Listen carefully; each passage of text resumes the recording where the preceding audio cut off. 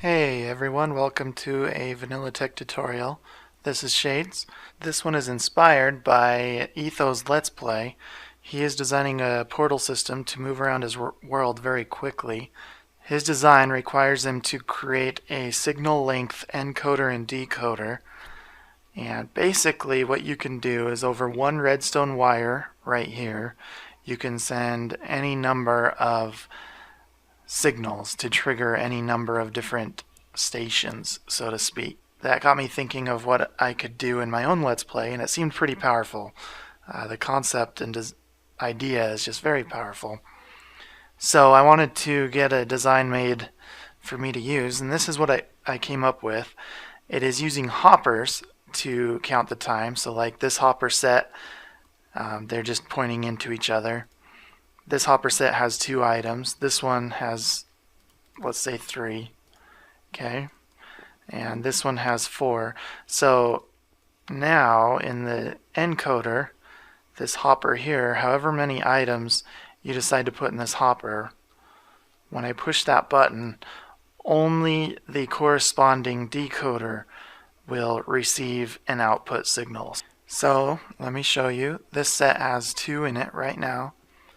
So I push the button and only that one over there will turn on. See? And then if we put 3 items, push the button, that middle one will turn on. 4 items real quick. Push that, the 3rd one will turn on. And then 5 items real quick. Push that. And none of them will turn on because none of these hoppers sets over here have 5 items.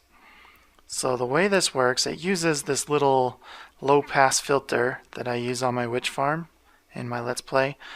So the low pass filter cuts out any signal shorter than this number here. So this will cut out, 2, technically 1.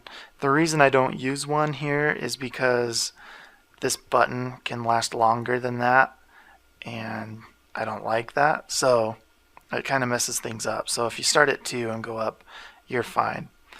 But for instance here, 4, so this low pass filter will cut off, a signal length of 3, 2, and 1. So that takes care of that side.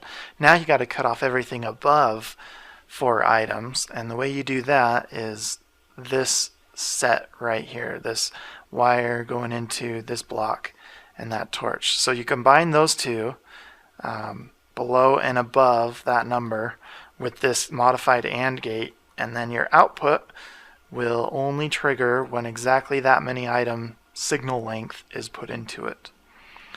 For the encoder, it looks kind of tricky, but it's pretty simple. If you look right here, this is just an RS NOR latch where you push the button and it'll turn and set that way until you power this side over here.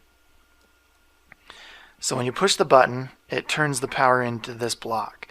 This block lights up, which lights up this line, turns off that torch, which starts the signal, output signal, okay? And that will stay on until this torch turns back on.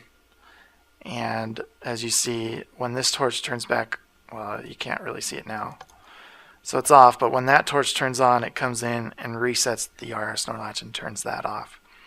And again, this is similar to those over there where it's just 2 hoppers and pointing into each other. And then this block and that torch determine which hopper the items go into. So basically, kind of a RS NOR latch here, and then a timer here, and then an AND gate here, so that this turns on as soon as you push the button and turns off as soon as all the items are out of that hopper.